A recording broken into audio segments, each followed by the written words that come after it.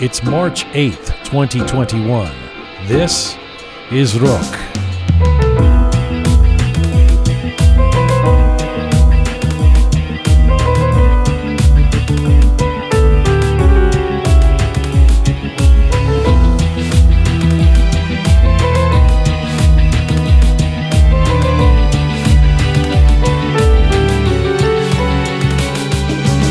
She is an Iranian-American bodybuilder, entrepreneur, and social media influencer who may today be seen as a face of female empowerment and having it all. But Hoda Jarrah's road to the heights of fitness and competition has been paved with adversity, including being held hostage and sentenced to 2 decades in jail only 3 years ago before escaping back to America. Hoda came from a working-class conservative Muslim family in Iran and has made it her mission to break barriers and taboos. She joins me for her first ever interview in English coming up. Plus, we have your letters and more. This is Conversations from, to, and about the Iranian diaspora. I'm Jian Ghomeshi. This is Roqe.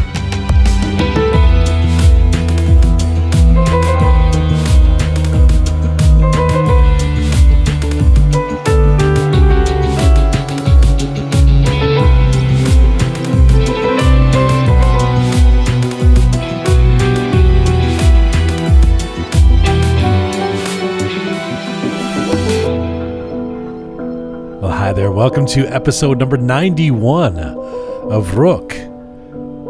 Navado Yek, Kian, in Farsi. Yes, thank you, Jian. Trying to help you. Coming to you from number 91, Navado Yek. One more time. Well, I'm just making sure you learn it. Coming to you from Toronto, Canada, with a salute to all of you joining us from around the world. Khosh omadin, welcome, durud bar shoma. We're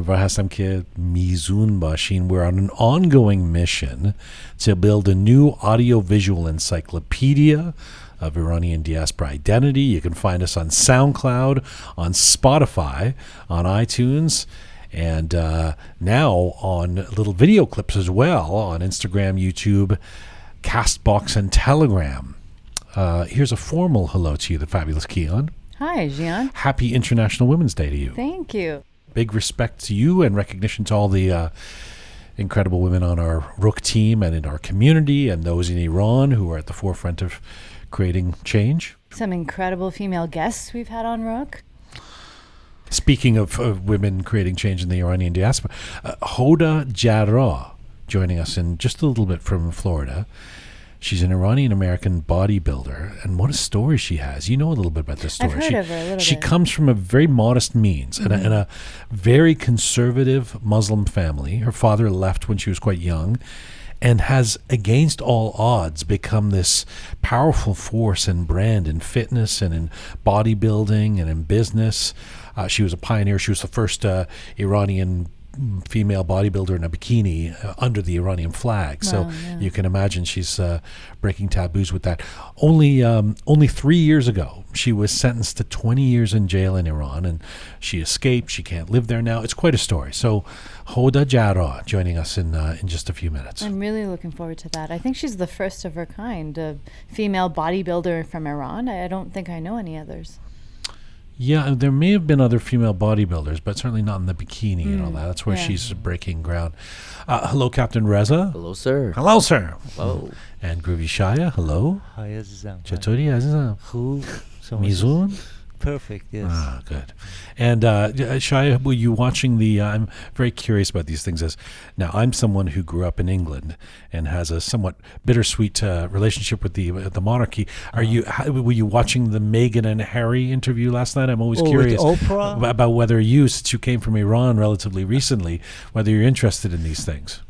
So honestly, I didn't follow them very seriously. I mean, sometimes, as a gossip news, for example, we followed their wedding and some stuff, but not as a serious.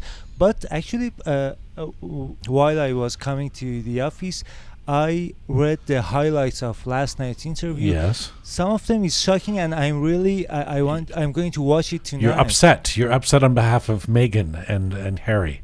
I'm upset.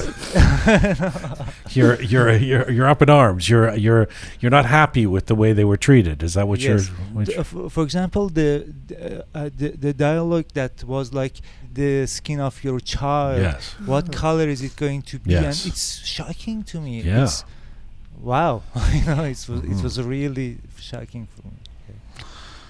All right. Well, Shia deeply invested in what happens to. I haven't never Prince heard Harry. Shia so excited about something. This is the most excited Yeah. he's been since the last Dang Show album. It's like, what happened? I was shocking. It was shocking for me. It's like, Shia, what? There's such emotion. Yeah. No, really. I mean, it's. Thank you, Shia. It was great. You will be invited to the next Clubhouse for that. By the way, nice seeing you guys on Clubhouse. That was great. Yeah. I like how we see each other all the time. We talk to each other all the time, and then when we saw each other on a new app, like a new platform, we're like, no way, Keon! We're all excited. So we had our first. This is definitely going to alienate at least 95% of the audience because most people aren't on Clubhouse yet. But it's this new app, new platform where you go and it's audio and you go into rooms and people talk. Mm-hmm. So I joined last week and then we set up this event. And so we had our first sort of Clubhouse event, I guess, or talk or whatever on Friday night. Room. Mm-hmm. Yes. Thank you, Shia. We had our first on Friday night and it was good, right? Really I mean, good. I tried to moderate. I was trying to figure, I'm learning how to do it, not to speak, but to do the Clubhouse sort of thing. And so we've set up a Roqe Media Club. That anybody can follow. Like nobody knows about it yet, but once we'll get there. We'll get there, yeah. And I love how Captain Reza wasn't there because he's got an Android. Like it's for iPhones only, right? For people with so far right now, you can only access it through Apple iPhone. And we encourage you guys to come and I have you have to be invited, and I keep running out of invites. I invite people, but then Clubhouse keeps giving me more invites. I don't know why they're doing that for me to invite people. So Captain Reza was absent. And I was saying where you can join. I don't have an iPhone, and so how convenient. Sound like a cartoon character. Yeah, he doesn't exactly. Sounds like he's on cocaine. That's what I hear when he speaks. All right, I can only do the impression I hear. No iPhone. I need an Android. I got an Android. So I was like, well, do you have somebody in your circle that has an iPhone? And I think you're using this as an excuse at this point to not join us. Honestly, I don't have an iPhone. Right. But if I did, I would have definitely. Now I'm curious. Like I got my girlfriend to join because she's got an iPhone. Right. So she tried joining. She couldn't figure it out. She got frustrated. She was getting into the rooms like she couldn't get out and all of that. Same problems you were having. Yeah. But she got so frustrated. She's like, no, I'm not going to use this. This is a waste of time. I got work to do. She deleted the app. So yeah. Well, I think that's great that she did that because it is annoying. It is annoying. But also she should at least stay and come into the Roqe Media because, I think you have to sort of walk the line between there's some very useful and interesting conversations that are happening in there, and with a lot of people who we've heard on this show and who are doing really cool things. But for the most part, it's already nonsense. And my new favorite thing is not to actually do anything in Clubhouse, but you can see the people that or follow you. I don't know. Something like that. You can see what rooms they're in and when they're, So I don't really care about going in any rooms and hearing anything. I just like to see, I'm like, is Chef Haas back on Clubhouse? So, sure enough, right? Like I just open it and I see certain names. I'm not going to out them except for, but and one of them may rhyme with Lavi Goham. Okay. But I mean, every minute of the day. Yeah. And even like at 3 a.m, I'm like, I don't even want to go on Clubhouse. I'm like, I wonder if Savi Roham's on. And I open it and he's in a room. I'm just, and it's terrible. It's like, that's the lack of privacy. It's like, there's got to be a setting for Roham so we don't know that he's always on, God love him. But yeah, so, I mean, I think some people are spending way too much time on Clubhouse. That said, we invite you to, follow me, come on the Roqe. No, really, I mean, we're going to try and do some interesting stuff on it. But yeah, it's a new platform. People get addicted and immediately want to be there all the time or something, We discourage our team members to spend more time on it, but other people, our fans, join. Well, the truth is, like last Friday, I mean, I don't want to be spying on this. But last Friday, Savi Roham was supposed to be working on Roqe, in the middle of the day, and he's supposed to be editing. He was editing and putting Farsi subtitles on the Armin Amiri video, which we ended up putting on Saturday up on our platforms. And I'm like, I'm going to check something. And sure enough, he's in Clubhouse, while he's supposed to be working. Right?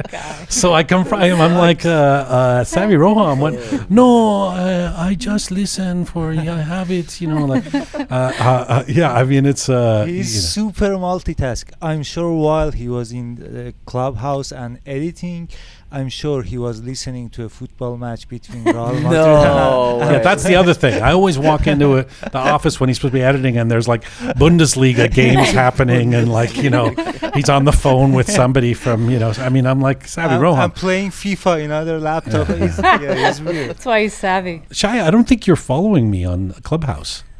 Really? Yeah, because I tried to invite you to be a member of the Roqe Media. I think I'm following No, you. I don't. And I was like, wow, damn, burn, like Shaya. Too cool. Yeah, too cool to follow me. Yeah. Okay, let me find you. I will follow you. My name is Jian. See if he's like, what do I look for? By the way, I mentioned the video. So we put our first, we started shooting the interviews in here. We're going to shoot the one with Hoda as well. And putting, incrementally, we'll put little clips up. And so that's kind of exciting for us, right? And yeah. All right. I'm nodding. People can't hear you nodding, Kian. This is radio. Thank you for nodding. Well, maybe we should put this on video. Oh, boy. That's what I'm talking about. See, that's what you should have said. By the way, this incredible content can come to you for $5 a month. If you've been riveted for the last 10 minutes by this content, Jesus, there's people tuning in for the first time because they want to hear the interview with Hoda. Yeah. Her first interview ever in English. Got a huge following, and this is what they're getting. I don't have an iPhone. And then Kian nodding. Yeah, Kian nodding. Well, you're doing so great. I'm like tashfiqing you. Thank you for tashfiqing. Tashfiqing. I just follow you. Oh, thank you, Shaya. Thanks. I had to out you, shame you on the air to follow me. We would love you folks out there to become patrons of our show, though, if you like what you hear. And for sure, if you're a regular listener, $5 a month or $10 a month, $10 a month to become our BFF is all it takes, and it really makes a difference. We're trying to keep things as commercial-free as possible. So roqemedia.com. roqemedia.com is where you go and just hit the support us button, $5 or $10 a month. All right. I think I'm done all the business. Yeah, we didn't get anywhere with the Meghan and Harry thing. Right? It was fascinating, though, the interview. Did you watch it? Yeah, I did. And what did you think? It was riveting. She said a lot of things that I found quite shocking. It made, I'm shocked she was even able to say a lot of those things. So what did you think? I thought Oprah is amazing, and she's just such a good interviewer. I really appreciated that. Almost as good as you. I could teach her a couple things, but yeah. No, I actually don't. I don't know how I feel about it, to be honest. I don't know how I feel about it. I've got this weird thing where this relationship with the Queen.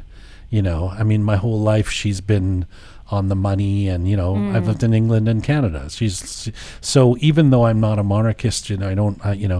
I feel an attachment, to her. Yeah. That's so weird for me. I know. I'm the last person to have an attachment to the British monarchy, and I grew up with very left-wing politics and stuff. But I just kind of feel like don't beat up on the Queen. All right, she's an old lady. I know. I mean, I've been outspoken about all the money that they've lavished on palaces when people are poor, but there's something about the Queen that I just. I'm protective of her. Thought out of all people you'd be pro Queen. That's interesting. Well, I'm pro the woman who is 95 years old, who's lived a life of integrity. What about your family? They weren't ever anti-British monarchy? Absolutely. Actually, my dad was really not into the royal family. Actually, we've all had our heebie-jeebies, but the romance with Diana and Charles, and you get caught up in it from a sort of pop culture standpoint, as if it's like a drama, a soap opera, as opposed to really investing in the royals or something like that. Yeah. I agree, but I don't know, because I was such a fan of Diana, I feel like because of her demise, I can't support the other side, meaning the Queen. You've watched The Crown. I have, and even before that, isn't it weird how The Crown almost set up this Oprah interview? It's like, watch the previous seasons, and the new season is Oprah interviewing Meghan and Harry. It's just a continuation of. Although I did meet Will and Kate. Oh, you did? Yeah, I was hosting a Canada Day event, and that's cool. I met them, and they were very nice, very down to earth, and I think I said to Will. I mean, I don't know. The guy doesn't know me. No, Prince William. Okay. I said, "Hey, aren't you? And are you into?" I think I said, "Are you into Oasis? The British band Oasis." Okay. And he was like, "No, that's my bro." And he meant Harry, but I was like, oh, the prince talks like a person, Are you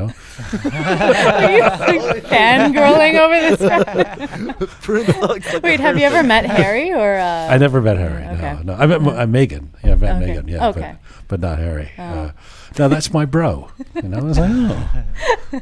But anyway. Good luck to the royal founder. What does one say? Good luck to the dissolution of the royal family after this latest scandalous interview.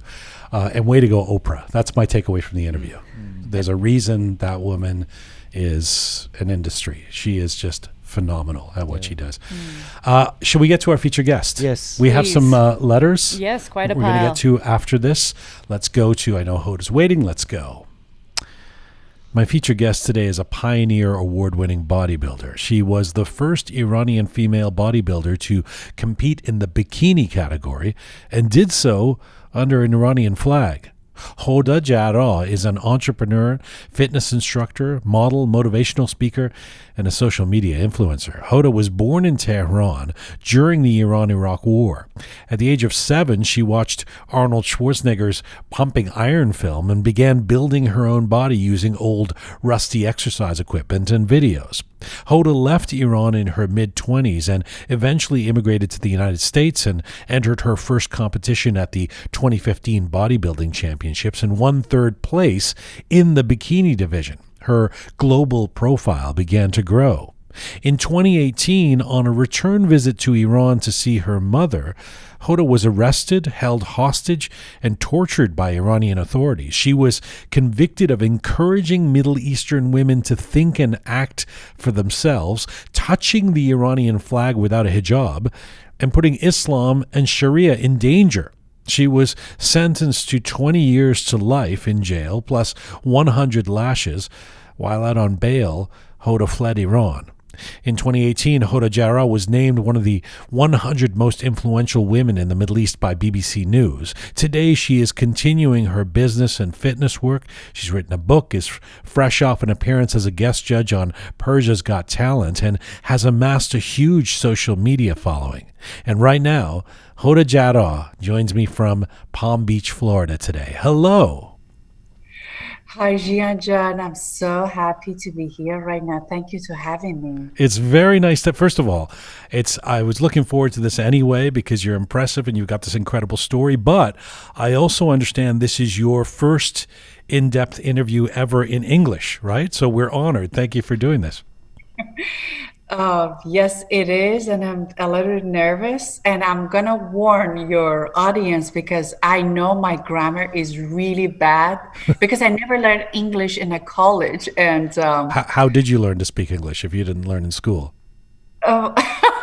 So I learned English from Family Guy when I came to US. That was one of the show. I think it's very educational show. And I'm watching it every day. For people who don't know it, it's basically a cartoon, maybe an adult kind of cartoon, but that's where you learned your English. Look, let me start here because obviously we're going to get into your story, but you are strong, you are impressive, you are ambitious. You really are ambitious. I've talked to you before, and I think I even joked with you that if we interview, I'm going to start with this. Your schedule is very entertaining to me. You get up at 3:59 a.m. every day. Not 4, by the way. 3:59 a.m. every day. Why? I raised very religion. I come from a very conservative family. Used to be I wake up for morning pray. I keep continuing wake up early in the morning because I like to wake up when it's dark outside. I feel like universe opened just for me. I love my morning coffee. First thing in the morning, I love to talk with my mom. I have to hear her voice. She charged my battery. I have to hear her voice. Then I started doing my routine. And I used to be, I wake up at 5 a.m. And when I hear a lot of people wake up at 5 a.m.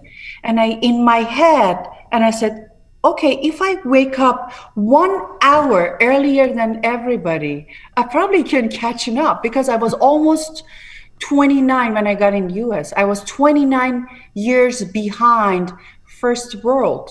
And it was very important doing my best to catch up with all these successful people. Let me ask you this.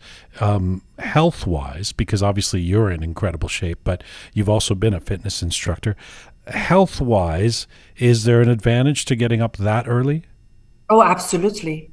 You have to know, first of all, I have moderation life. I work hard, I train hard, I study hard. I'm hard on myself, but when it's come to fun time, I go very hard. I never satisfied. I want a lot from my life. I'm insatiable. More I get, more I want. I always say success is addictive. More you success, more you want from anything. Is it not possible to be insatiable and stay up late and get up late? I mean, absolutely. Okay. So many of my musician friend, writer, they inspire by late and they wake up late, but they make their day or their night meaningful. Whatever fits in your life, right. Just plan for it. You know, let me get into first of all, what you're well known for, which is a few things, but certainly bodybuilding. You've said, I was the first person to bring bodybuilding with a smile and self-love to Iran. What does that mean, bodybuilding with a smile? If you look at certain sport, it's come from different type of people.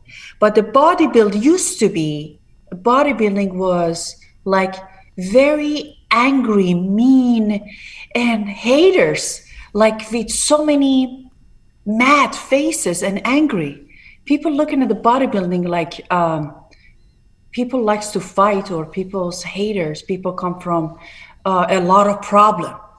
I was a trainer when I was 16. I trained people over 20 years. But I'm looking at all those women and I said, no, I like to stay feminine, sassy, foxy, classy, but with nice shape. When you do weightlifting, you don't need to act like a dude. Most of the women followed them. They thought they should act like that. And a lot of women, they wants to be in shape, but they're afraid touch weight because they said, oh, as soon as touch weight, I'm going to look like them. I said, no, if you're not using anything, juices or whatever they take, your voice doesn't going to change. Your body not going to look like guy. And you're going to have a nice shape, stay strong with a strong mind, a strong body, love yourself without using anything. Just eat healthy, train hard, and train smart. Don't hurt yourself. Why is the smiling part important? I remember having a yoga teacher once who would say to me, relax your face. You know, I would be doing a position and I guess I'd have a scrunched up face like I'm, working really hard or something. And she would say, relax your face, and your body, you'll relax into the position. Is that part of the smiling thing, or what is the smiling element for you? Why not a smiling? Do you like to talk with people with mean, angry face, or you rather talk with very calm, positive, with a smile face? people love to be surround positive people. And it's not come from this personality not come from overnight, not come from because of I'm immigrant. I always been this way. When I was in Iran, I was a person throughout party, entertain people all night, and we dance and smile and tell them joke. One guy called me and said, "Oh, you can be a stand-up comedy. You say people joke back to back." I even didn't know back in the day. I even didn't know what is a stand-up comedy means, but it's my personality. The environment I grew up, it was very dark. I was born 2 months after war. All I saw was black, miserable, crying faces, and I hated. And I thought, I'm going to change it for myself. Eventually, it's going to change for environment too. I don't want to wear black. If I wear black, it's my choice. It's not one of those cover over all my thought, all my look. It's so empowering hearing you talk about coming out of that darkness the way you have just now. And yet, and I can imagine a lot of your followers feel that way. That's why you've got such a big social media following and so many fans. And yet, when you first came out doing this bodybuilding, especially in the bikini and identifying as a proud Iranian, I can't imagine that you didn't get some pushback as well, that there were people who were unhappy with this taboo that you were breaking, or that assumed you were doing it for certain intentions or whatever. What was that like when you first started to get known as a bodybuilder, proudly showing off her body in a bikini? I was always working out. Then in 2013, I decided to try it. It was in my head because I was very brainwashed. I knew it, I'm brainwashed. I was afraid of everything. Show my skin, show my hair. I thought I will torch in hell. No matter you're doing as a woman, the environment I raise, it's sin. You're not even shouldn't think about it. And I put it in action. And I struggled with myself over 2 years. And I said, Hoda, you're going to do it. If anybody going to torture you in hell, that's Allah. Okay, let him do it. I don't know, now it's he or she. So many things changed today. So back in the day, Allah was he anyway.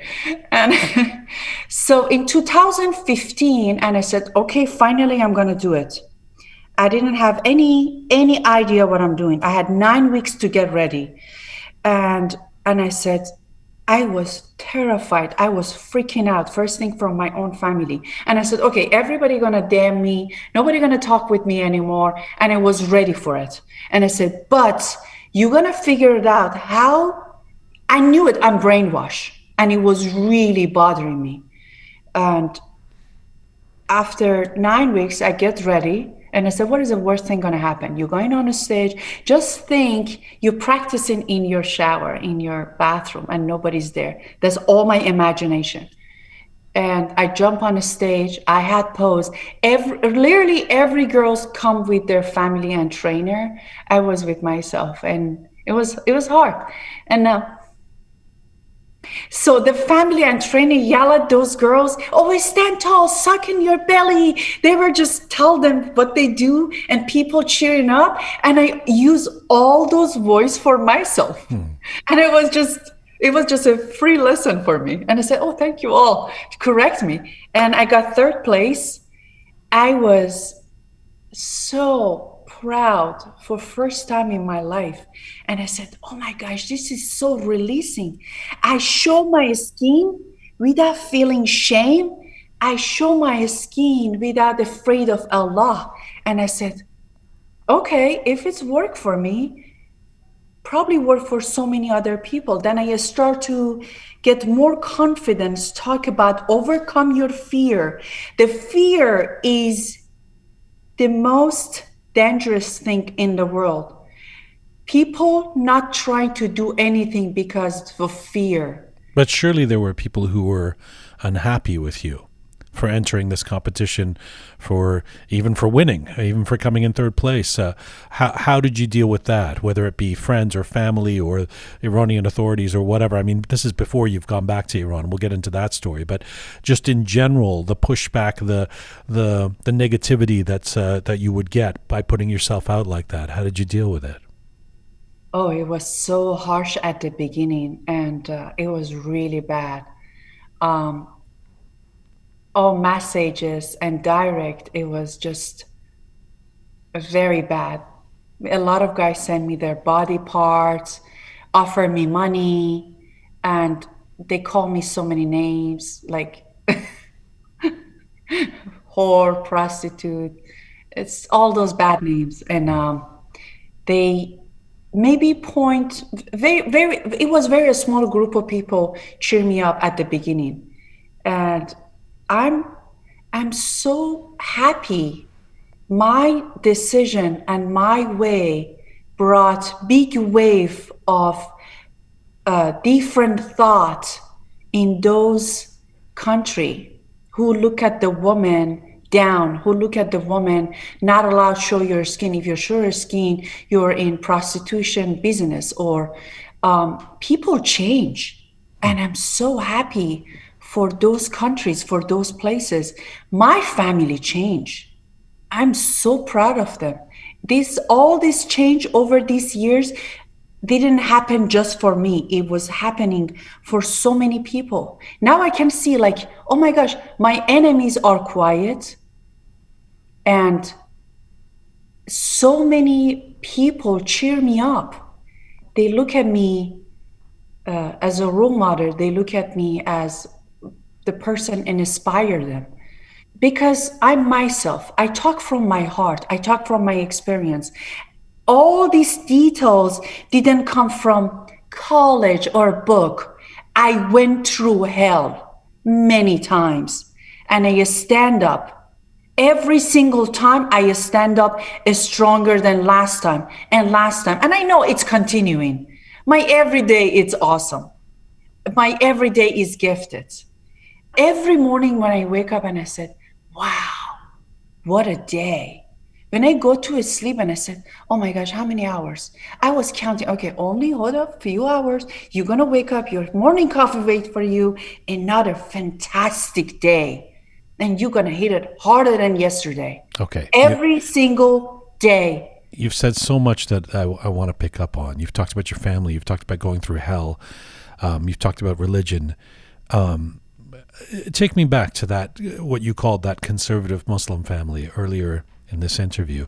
You're growing up in Iran in a very conservative Muslim family. Can you describe what that was like? What does that mean? When I was born in a very downtown in Tehran, very Bache Junub Shahr. like the projects. So environment was not just conservative Muslim. Environment was very superstitious, closed mind, mostly no education. And it was dark age in Iran for everybody, and more harsh on women.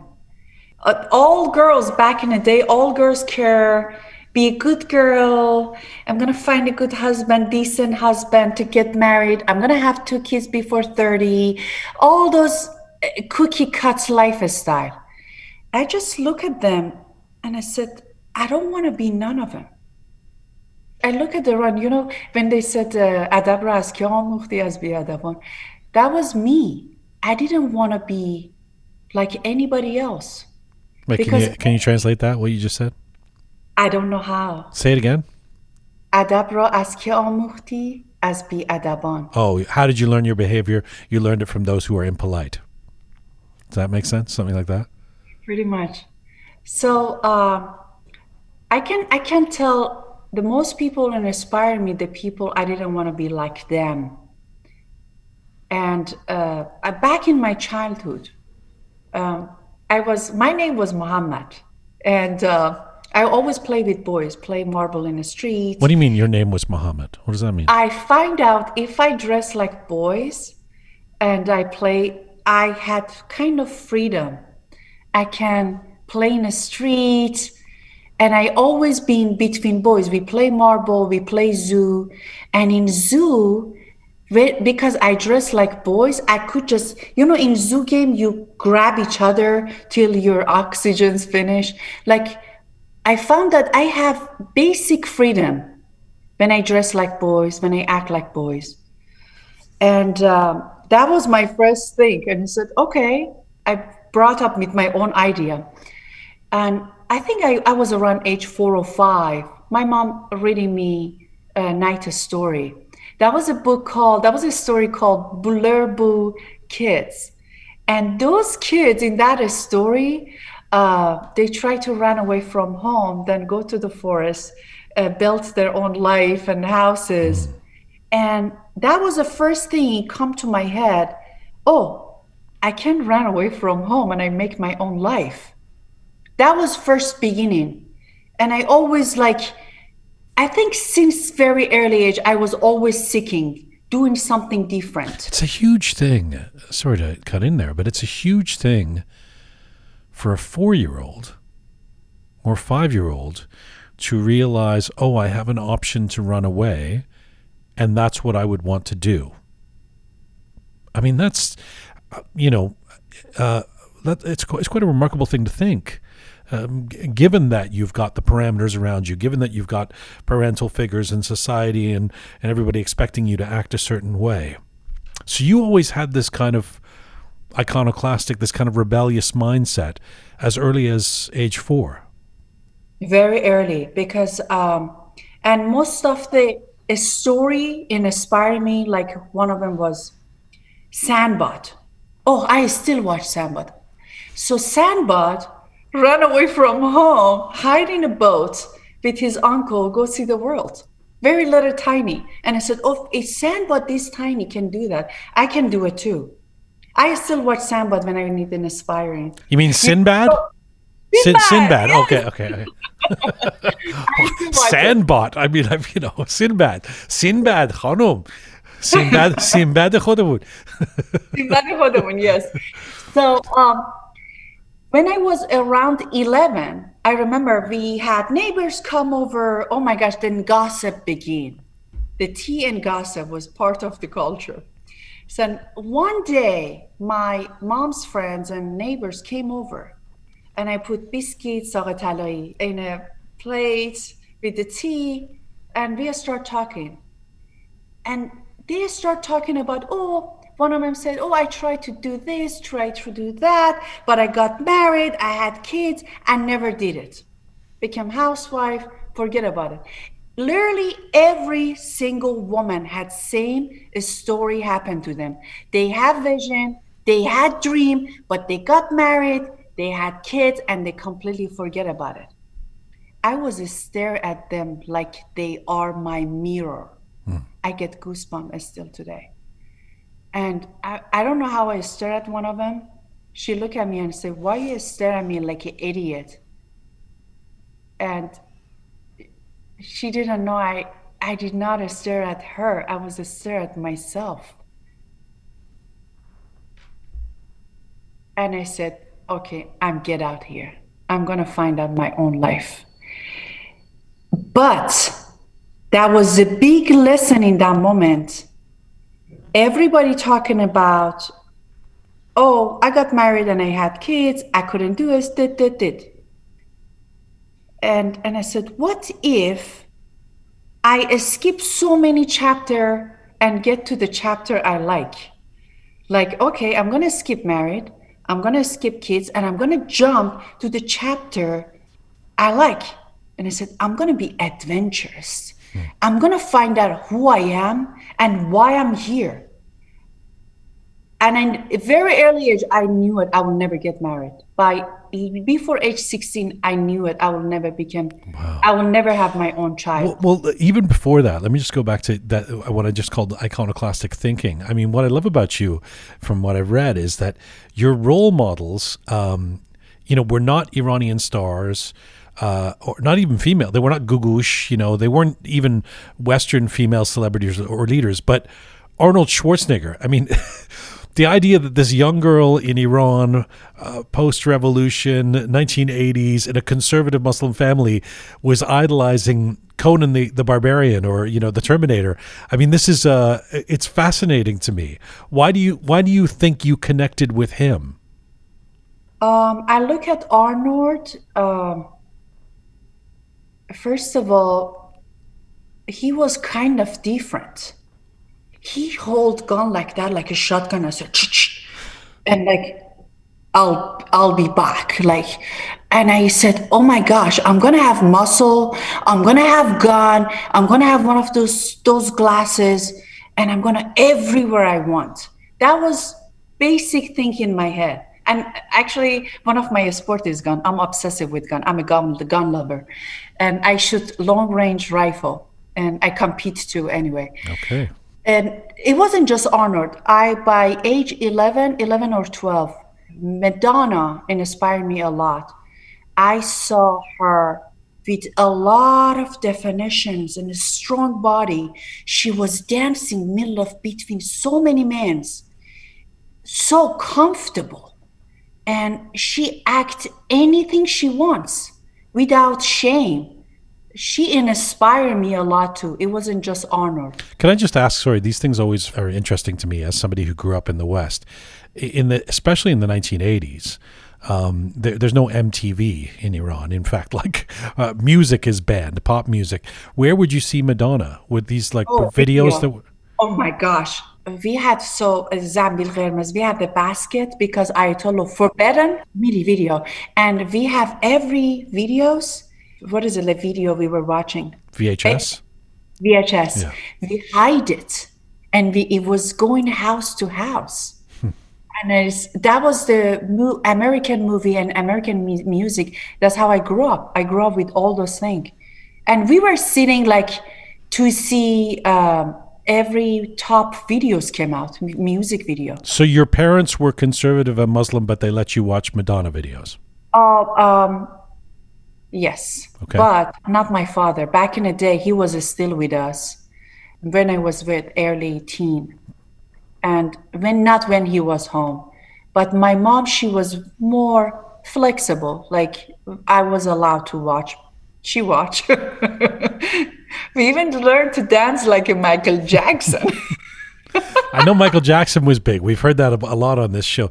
It's interesting to me that despite these feelings that you have of wanting to run away, despite being enamored of Madonna and Arnold Schwarzenegger, despite wanting to break out of that conservative mold and the expectations, by your mid-20s, by your early 20s in Iran, you're doing pretty well. You've been teaching fitness, you've done your schooling, you've started businesses. What was the precipitant for you to finally leave? I didn't leave. I just tried to go see the world, adventure. I never left Iran. Iran is my home. I have to stay out now, and because I don't have any choices. If I can come back in Iran, I come back right now. I love Iran. I love my people. I love every city in Iran. I never see any part of world beautiful than Iran.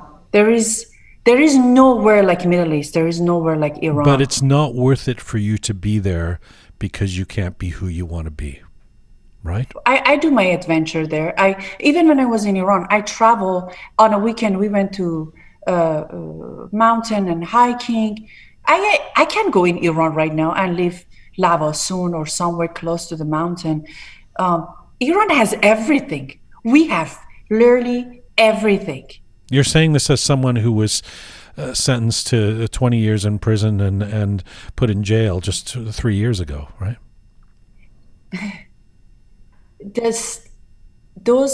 They are government. Governments are not people. Yes. I'm talking about my country. I'm talking about my people. I'm talking about my rich culture.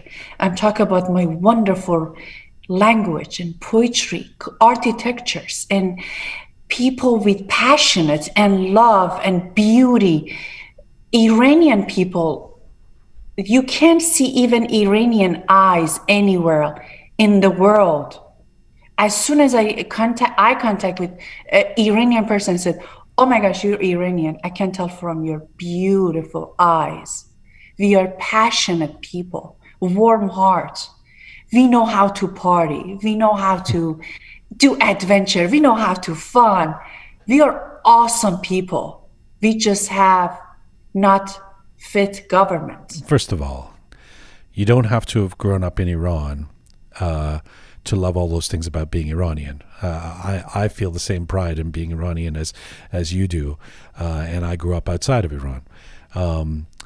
But I also think if you really wanted to be in Iran, you would be in Iran. I mean, there's a reason why you and many people, and it's a sad and unfortunate reason, have to leave. To be all the things that you want to be doing all the things that you want to do. And so I don't actually believe you when you say, "Oh, I could go back and live in Iran right now," because I feel like you could do that, but you wouldn't be happy because you're. No, I would be very happy. Even in 2018, sorry I interrupted you. It's okay. 2018, I back in Iran to stay in Iran. And government caught me, torched me. They kicked me out. And they said, "Next time if you come back, nobody gonna find your body." I collect all this education for my people. I don't want to live anywhere else, but I don't have choice now. I talk to my mom, I talk to my aunt, my friends. You don't feel connection to any other nationality except Iranian when you talk to your people with your own language. Believe it or not, I really don't care what people believe, but I know what my heart wants. I'd rather have basic life. I have luxury life here. Okay, so what? I'd rather sit on the floor and eat mast khiyar or mast with noon and just go to the mountain. I experience everything from nothing to sit in a private jet, go to Anguilla, have my medium rare steak. I experience all of it. But I don't care if I have basic life in Iran. I don't care if I start to walk from Midura Ahan to Tajrish, watch every single stores and talk to my people. So, Hoda Jan, what happened in 2018? I didn't know you'd gone back there with the intention of potentially staying there. So you go back, because I thought it was just to visit your mom. You go back, and what happened? Actually, I talked with few people. Like we don't have embassy here. I was checked with so many people. I'm Hoda Jarrah. I want to back in Iran. I was planning to make base in Iran for myself, and I said, okay, I collect so many information about my sport, about motivations, and because I'm doing it like a motivation and a speech. So, and I said, all this knowledge, I'm going to back and give it to my people. As much as I know, as much as I collect till this age in my life. I back there, try to make base for myself in Iran. Then that story happened. And I even asked them, oh, I thought I will not have problem back in Iran. And I said, no, you're in blacklist actually. I said, why? You encourage women to think, what are you going to do? You want to make them hate their husbands or against men, against Ayatollah? Are you planning to make military? Why people love you? They were so mad. Why people love me? Sorry, how did it, do you mind me asking you about this? No, absolutely. Okay. If I don't want to answer anything, I said, I don't want to answer. Okay. So you're in Tehran visiting your mom, and what, does somebody come to the door? How did they even find, or do they stop you at the airport? Like, how did they find out that you were even in Iran? Oh, they following me from airport. They already know I'm in Iran. And a few gyms, they want me go work there. And I would love to back to the gym and train people, trainer, how to train. That's what I even do right now. And they were following me around about 4 days. And after 4 days, they caught me in Arya Shah, middle of highway. 2 cars, one front, one back. And they stopped our car and they opened the door and they called my name. Are you Hoda Jarrah? And I said, yes, I am. And I said, you coming with us. And that's a story begin. I don't want to open all those details because it's very aggressive. But so many of my fans and audience, they ask me, Hoda, you have, people are so nice to me. They said, oh, you have fascinating a story as a self-built immigrant and a very strong woman, come from nothing, without anything, I didn't have any financial or emotional support, nothing. Me, just, I'm going to see the world. Yeah. And I said, "Laura, can you write a book or something?" Now, I made a pilot ready, actually. We waiting for publisher. So books coming about my life story. And so when they sentence you to 20 years to life, and they, I mean, obviously this was a shock to you because you didn't think this was going to happen when you returned to Iran. It was very shock at the beginning, but I thought, okay, I'm nobody. I even told them, I'm nobody. I'm just an athlete. And they said, no, you are somebody. You planning to make military against Ayatollah. And I said, oh my gosh, you guys are overthinking. And I'm so sorry you have hired, that was a big team. You hired this team, study me for 2 years. Just call me and I said, Hoda, who are you? I will tell you everything. And I said, I'm so sorry. You could put this budget on something more useful, not someone like me. I'm not even vegetable. I'm nobody. Did they give you an option? Like, did they say, if you stop bodybuilding and you stop this, then we'll let you go? Or did they not even give you that option? No, they give me option in the end. If you live quiet, cancel your American citizenship, don't say a word, don't do any activity, don't talk, you're welcome back. Otherwise, the first option was cancel your citizenship and we will take you back. And you're allowed to come here, live in Iran quiet, completely quiet, close your social media. And did you consider that? Of course not. Why would I do that? I came this far in my life. I don't want to live like a goat. They correct me. I know what is my goal. I know what I want. I can be more active right now out of the country. What you said that you talk to your mom every day in that 4 a.m. to 6 a.m. window before the rest of the world has woken up in the West here. How is she feeling now about you, not just what you do, but you being here after all that you went through when you went back to Iran? I'm not talking to her from 4 to 6 because I have to start to work from 4:45 a.m. every day.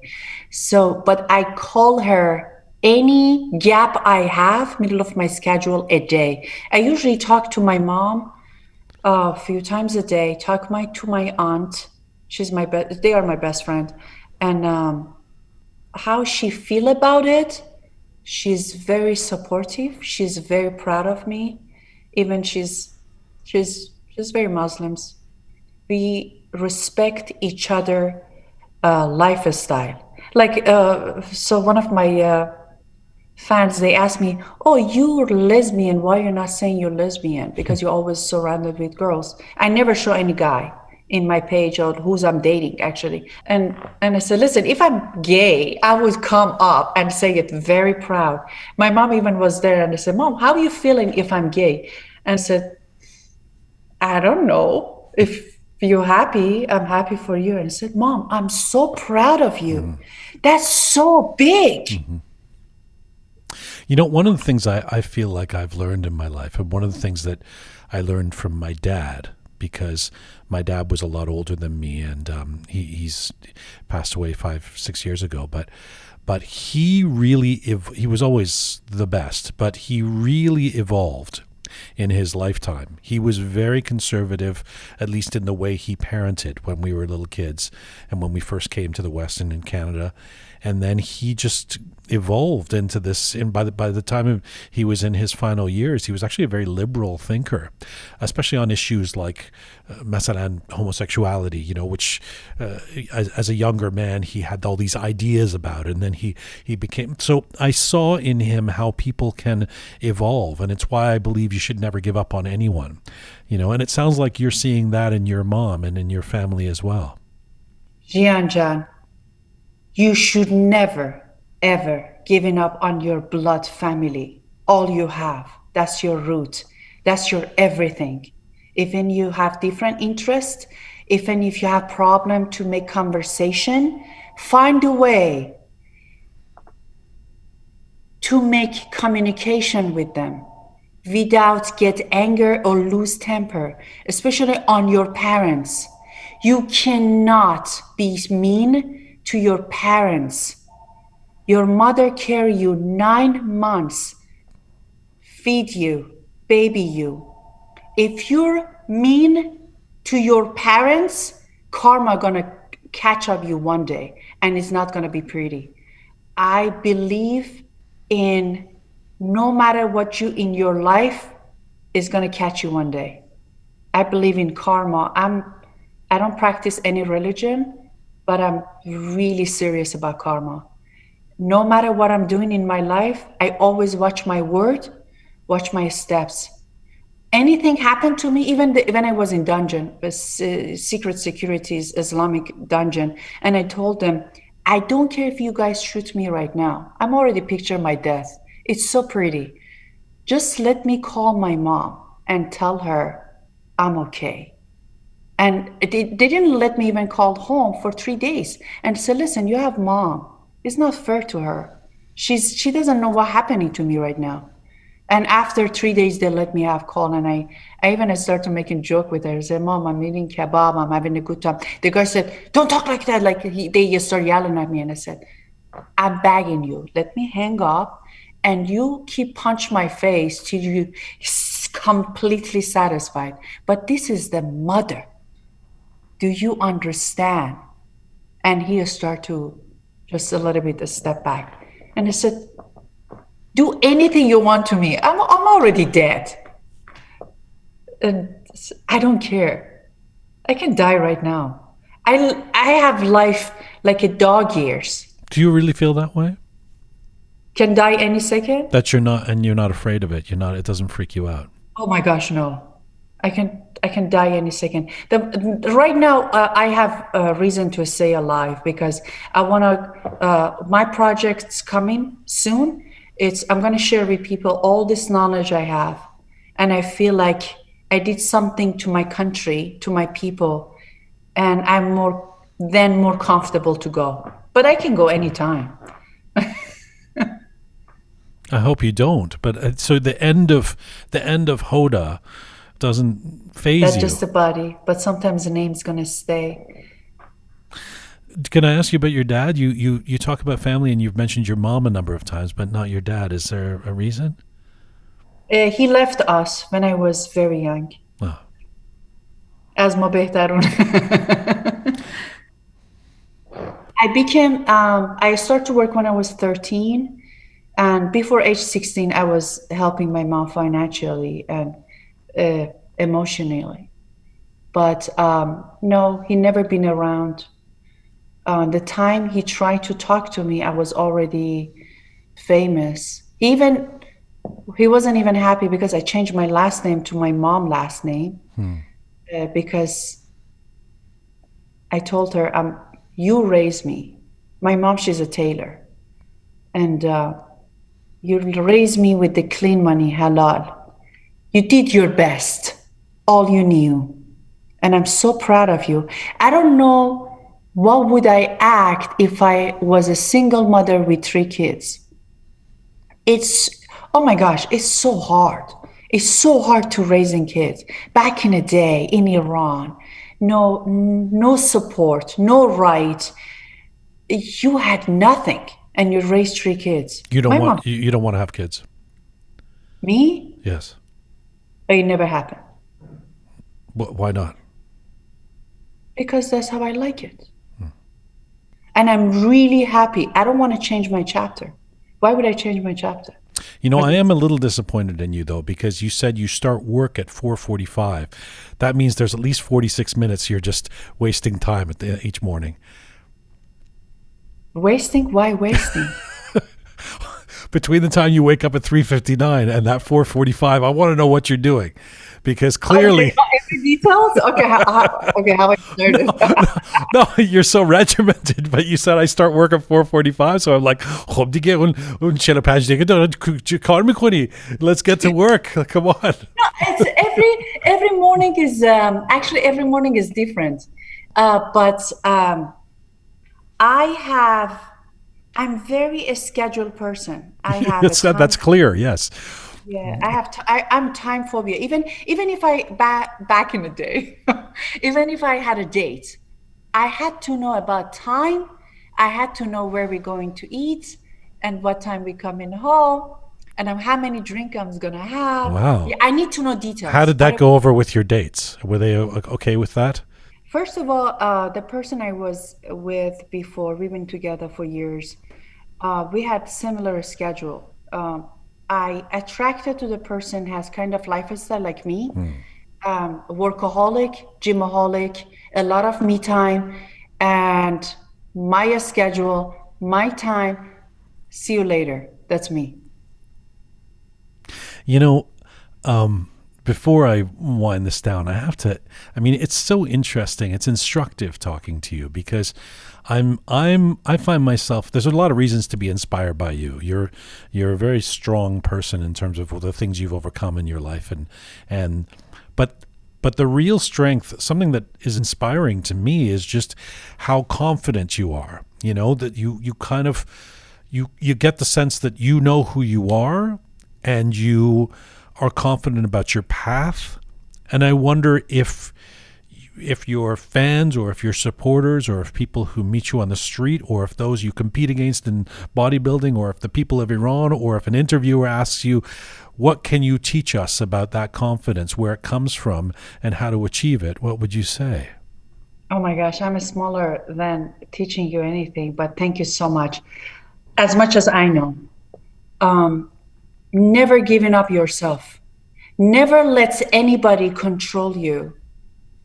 Never let anybody push you down. And we all has our own car. We driving in our own car. Do not let anybody hold your car wheel. Even another passenger in a car. You always should be in charge, and you always should hold in your wheel as hard as you can. And never let anybody stop you. If you decide to stop, that's your own decision, not anybody else. Otherwise, you going down somewhere, who knows, to Bagalia. And one thing I tell to people, do not put all your happiness in one person. Never, ever do that. I did it, it wasn't pretty. Always have your own life, full of life, with hobby, with a schedule, everything you desire. Do not put all your happiness in one person. What about romance? Romeo and Juliet. Of course, everybody needs romance. I'm always in love. Romance is beautiful. It has to be very strong in life, but that's your own decision. Not you have to, or this is your only choice you have. It's different. You have full of life. Now you add a sparkle to it. You have all the color in your life. No, but the Romeo and Juliet paradigm, or pick whatever you want, Love in the Time of Cholera, it's Florentino and Fermina Daza, is if I can't have you, you and I are meant to be together. If not, life's not worth living. That's the ultimate. So you're saying you don't agree with that rule. There's more than just one person out there for us. Jian, darling, whatever makes you happy. I'm asking you. If you're asking me, do I personally believe only put all your happiness in one person? If you die, I will die? Personally, I don't believe that. Yes. For myself. Yes, I understand. If you like that and make you so happy, you want to die with your love of life, how pretty, how gorgeous. Do it. Go die with her. Wow. Well, yeah, okay. Listen, the beauty of this world is variety. Find out what is make you happy. Some people don't want to have all these action. They look at me and I said, when are you going to get tired? And I said, I don't know. I'm happy. That's my final question for you. So I'll come to when are you going to get tired, because you're clearly indefatigable. You've got so much energy, except at 8:30 at night when you pass out because it's been such a long day. Let me ask you before I let you go about social media, because you have become very popular. You've got a big following on Instagram. People want to know a lot about you. I mean, I didn't spend too much time, but from what I could see about comments and what people want to know everything about you, including your exact size and, where you're going and who you're with. And how do you manage that? It's easy for me. I know how much should show them. And I'm very obsessive with my privacy. I'm obsessive with my private life. I show as much as I want. I'm not showing everything they want. It's my life and my page. So before coming to do this interview, you asked your fans what they would ask you, and one of the things is that they were asking you exactly what your size is. Is that something that why do you think people are so obsessed with your size? Because they probably don't know, they can't guess behind the camera, because the first thing, every places I went, my fans saw me. Some of them, they said, oh, I'm so sorry, but you're very small. Oh, thank you. I think it's different for men and women. If you call guy, you're very small. And it's right, really? That's right. How big do they think you are? They thought I'm very big and very muscular. As soon as they see me, they say, oh, you're tiny. Because I'm 5'8", 175, and I'm 62 kilograms. Okay. And I'm 40 years old. How long do you intend to keep this pace up? I mean, this notion of being insatiable, of wanting to just do as much as you can, not to waste time. How long do you see yourself doing this? I don't know. I don't put the number or boundary on myself. Whatever I desire, I go for it. Anything come in my head and I get anxious about it, I should do it. Anything I want, I should have it. So is there ever downtime for you? Would you lie by the pool and read a book? I read a lot a day because I need to keep my education updated. Okay. And the people I'm surrounded, every single person past me in daily life, I learn something from them. That's my other advice. Okay, but do you ever just watch trashy TV or just eat? I told you at the beginning, I do moderation. Okay. Sometimes I sit on my gluteus maximus and I Thank God. and decide to do nothing and shuffle chocolate in my face and watch one of those nonsense TV shows. And it's awesome. Okay. Well, we need to hear that too, because otherwise it's intimidating. Who can be you, there's a lot that you do. It's all about moderation. Study hard, read hard, work hard, train hard. When it's come to rest and fun, go harder. That's my language.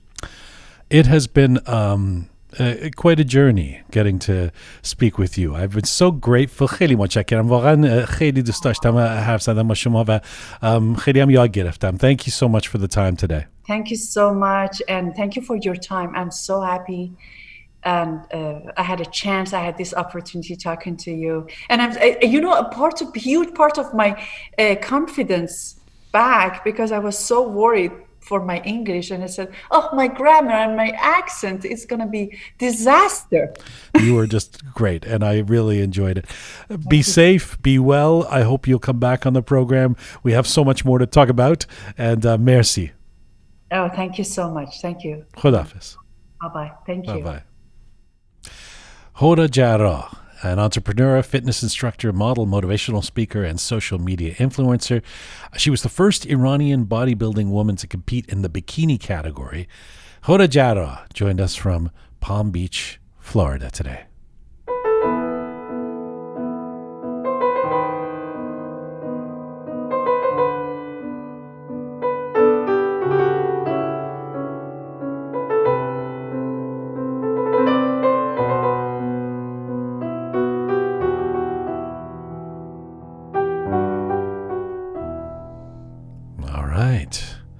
Team microphones back on. Captain Reza, the fabulous Keon, Groovy Shaya, Hoda Jarrah.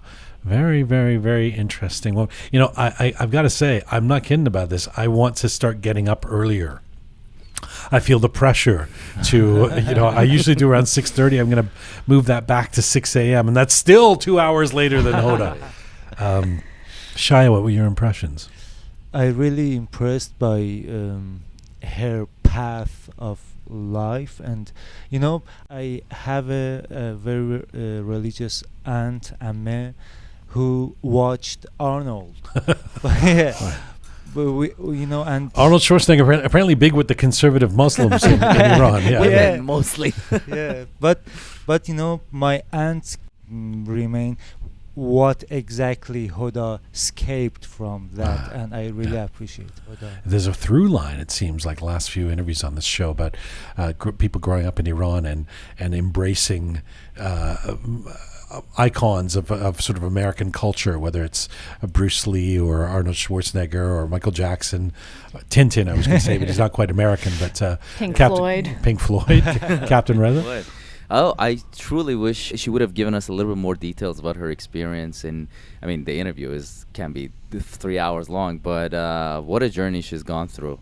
The moment that she had me on the edge of my seat was when she said, "I'm ready to go right now. I'm not afraid of dying," and it really resonated with me. Because I for the longest time I had the same feeling. Like I was like, you know what? I don't care if I die tomorrow. I mean, I'm a little. It's kind of faded away now. Now I'm afraid of getting COVID. Now you do care. Yeah, and I'm washing my hands 5 times every hour, but. Yeah, she's definitely a courageous woman. Kudos to her. Fabulous Keon. Well, first of all, I'm going to set my alarm to an hour earlier. I don't think I can do 4 a.m. or 3:59 rather, but you know, one step at a time. The part that really drew me in was that she was saying how a lot of women around her, they had all these huge dreams and like visions for their life, and suddenly they get married and have kids, and that's all over. I hope that part of the culture has changed. I mean, I remember when I used to go to Iran with my family every summer. We would spend time there. Whenever we would go there, relatives would turn to my brothers and say, "Inshallah muwaffaq bashi," you know, I hope you become successful. And then they turn to me and say, "Inshallah shohar khub payda kani," like I hope you find a nice husband. Right. That part of the culture, I really hope we can like progress beyond that, where that's not, you know, like. Yeah. But hey, you've been successful. You found a good husband. Well, I didn't. No, you watch your mouth. Yeah, I was. I mean, it's fascinating to me. It speaks so loudly that she still has this desire to want to live in Iran, this place that she spent her life, her early life, wanting to leave, to escape that image that she has at 4 years old of, I want to get out of there, you know, I want to escape, I want to run away. And then she does leave in her 20s with no shortage of difficulty. And then she experiences all this horrible stuff only 3 years ago, being sentenced to jail and all that, and yet still given her druthers, she would go and live there now. I mean, that is that connection that she has. I mean, that's why she wears Iran on her shirt, you know, when she's pumping iron and stuff. It's very interesting. And you know, I have to say, I mean, there's moments in the interview where she would say something and then she would say something else, and I would think, is that consistent? But this is her first interview that she's done in English. Yes. And I have to thank her so much, because I know if I do, I've done a couple of interviews speaking of Farsi, and I entirely misrepresent myself half the time because I don't know what exactly some words I'm using. And she was so great in terms of agreeing to do this first interview in English. We've had a few guests now who have done their first interview in English with us, and so I have to be thankful to her for taking that leap. Of course, she being someone who's taken a lot of leaps in her life, I guess this is just another one for her. But good job, Hoda, for agreeing to do this in English. We appreciate that. Would you interview me in English? 100% no, because people would just be a train wreck. I barely speak to you in these. Shai, your English has gotten almost. It's great. Yeah. You It's know, getting better, it was yeah. so charming earlier. Last year when we started the show and your English wasn't very good. Now you're darn right professorial with your English. Okay, it's Monday, and that means it's time for Letters of the Week.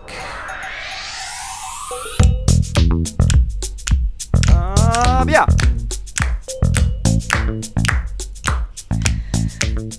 What do you got, Kian? What do you got? Okay, so 2 weeks ago on episode 87, we had acclaimed Iranian-American surgeon Dr. Abbas Ardehali on the show.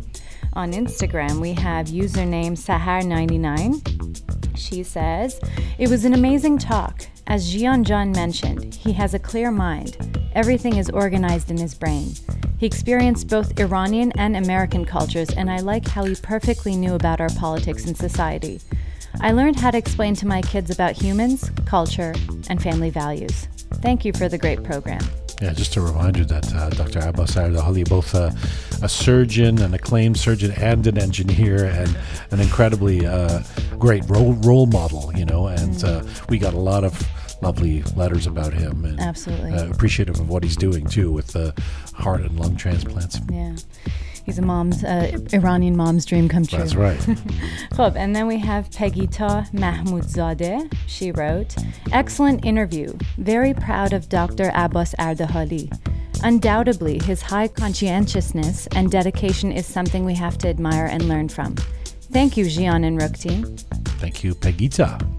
And then we have Pegita Darim. Pegita. Actually, I thought that it's a beautiful name, Pegita.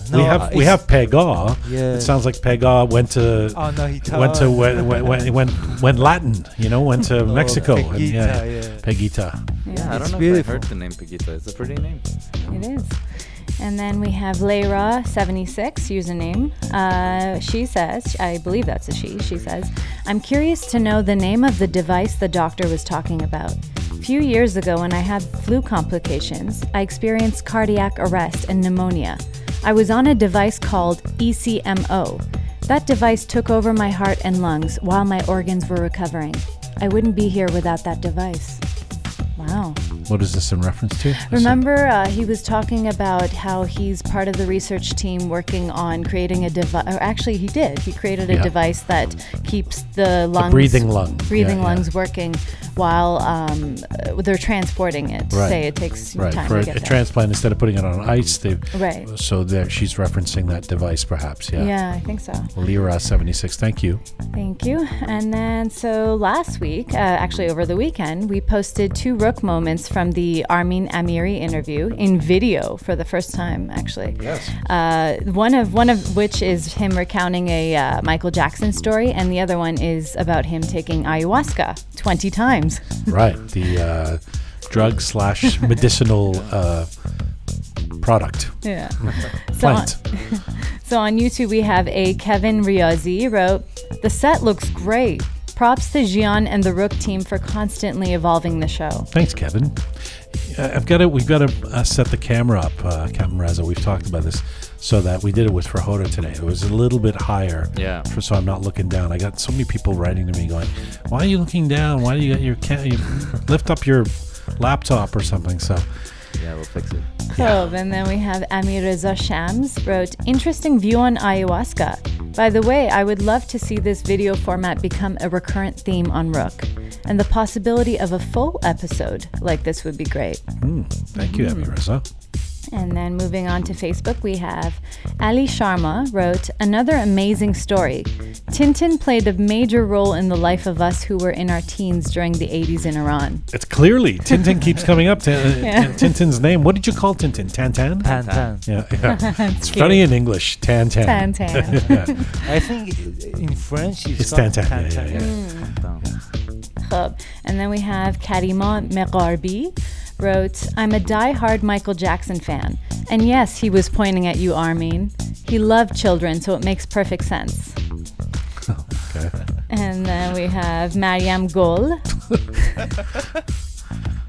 All right. Wow. Yeah, okay. Thanks, Karima. Maybe Karima was being innocent with that letter, and we're reading too much into it. Yeah. Cool. And then we have Mariam Gol wrote, "Good storyteller. I hadn't laughed like this in a while." Nice. And then Angelique Monet wrote, This is about Armin, right? yeah, this is about Armin his, talking about Michael Jackson. yeah. And then we have Angelique Monet wrote, "What a beautiful story, and especially of MJ." Yeah, indeed. And then a few general letters. We have username Fiersta and Last wrote, "I'm so addicted to Roqe. Love all the episodes. The program needs to be promoted. I totally found it by chance." I think Fiersta and Last is first and last. Oh, well, I didn't catch that. Not as witty as you, I suppose, Jian. Right. Thank you, though, first and last. Yeah. And then we have Behnam 2023 wrote, "You're doing great without any advertisement." Yes, we're doing our best to keep the advertisements at bay. Roqemedia.com. We invite you to become a patron, please. $5, $10 a month. And then Navon Official wrote, "Love every single interview, you guys. Keep up the amazing work." Nice. Thanks, Navon. Yeah, so then look at that. Time for Letter of the Week. Woo! So this one is from episode 90. We had French-Iranian composer Christophe Rezaei on the show, who, by the way, was one of my favorite guests. He's incredible, Christophe Rezaei. All right. Yeah. Did you say that last week? I think you are I saying said that. You know what? Reza said it was his favorite interview. Yeah. Now all of a sudden Keon's I saying listened that. to You it. notice that? I don't like that. I don't even know if she liked him last week. Now all of a Pause. sudden it's one of my favorite interviews. Pause. Can I pause? Yeah. I listened to it again and I was completely captivated. And I actually downloaded almost all his music on Spotify. No way, I for love real? his Yeah, I music. love his Absolutely music too. beautiful. I love him. Yeah. I really do. I think he's just like Yeah. what a soul, beautiful Yeah. soul, Amazing. and which comes out in his music. He sent us a nice note on the weekend, both you and I, Yes, Shia, right, yeah. saying that he listened back to the interview in Tehran and really liked it, and it meant a lot to me to hear from him. Anyway, what did the letter say? So the letter of the week goes out to Sahar Hosseini. Okay. She wrote, "Thanks for another amazing and inspiring interview. Makes me proud that I'm Iranian. When I listen to the interviews, it makes me want to be adventurous, a writer, musician, or filmmaker." Beautiful. Oh, I like that. Yeah. She feels inspired to be a creator. I like that. You know, you sometimes put a voice on when you're reading these. Would you like me to redo It's it like with a some voice? Jane Austen thing. Like you're like, it makes me want to be adventurous. All right, I'll do it again. And I'm just wondering if you know the person or. No. Yeah, sometimes she does it, sometimes she don't. You Yeah, mean kind of yeah. like how you imitate Shia or Reza? But those are people I know. I mean, I don't go, Behnam 2023 says, "You're doing great without any advertisements." I'm like, oh, do you know Behnam? Because you're doing a weird accent. And like, but you go, Cyrus, and he says, "Thanks for," and it's like a southern weird kind of like, "Thanks for another amazing interview and entry. Makes me proud that I'm an Iranian. When I listen to the interviews, it makes me want to be adventurous." Like, well, who? Yeah, do you know this person? Why are you speaking Just that picture their voice with the name, yeah. you know? I don't know. way? Okay. Oh, yeah. Anyway, thanks, Sahar Hosseini, and the letter of the week, huh? Yeah, all letter right, of the all week. right. Listen, it's Monday. It's the end of the week. It's the end of the week. Oh, Jian. It's the beginning of the week. It It's seems been to be the end of it you for know, you. I'm all twisted around. It's the beginning. It's the end of the show. It's the beginning of the week. It's the end of the show. See you on Clubhouse, everybody. Thank you so much. It's full time for Roqe for today. Thanks to Hoda Jarrah. And by the way, Thursday, speaking of incredible women who've done incredible things in Iranian history, Narangisa Kaur will be joining us for a feature interview, I think, on Thursday. This is, in the meantime, full-time for Roqe today, roqemedia.com. Roqemedia.com. Thanks to the amazing team who put the show together. Producer Susan, Ponta the artist, Thoughtful Nagin, the fabulous Keon, Savvy Roham, Aghay Mehrdad, Master Mohammed, Chef Haas, Captain Reza, Groovy Shia. Thank you to all of you supporting us. Please subscribe if you've not done so already. Find me on Instagram at Jian Ghomeshi and Mizun Bashi.